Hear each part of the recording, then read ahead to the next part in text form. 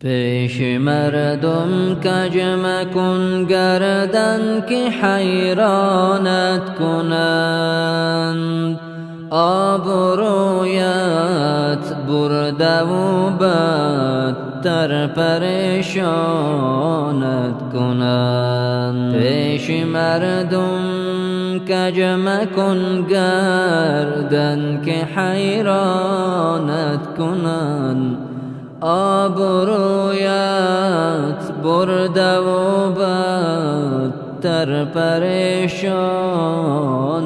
کنند. سفره دل باز کن در هنگام سجود،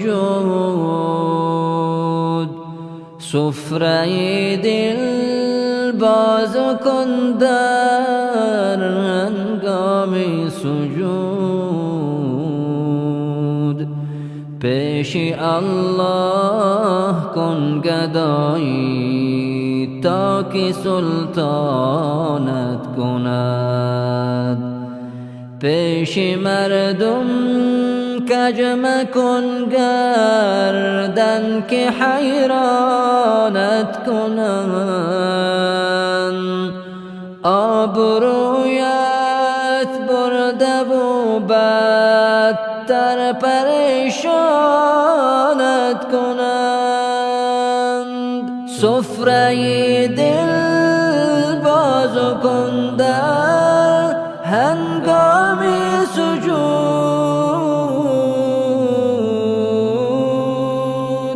پیش الله کن گدایی تا که سلطانت کند.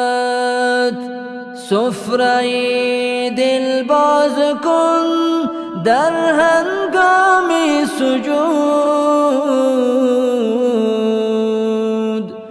پیش الله کن گدایی تا که سلطانت کند.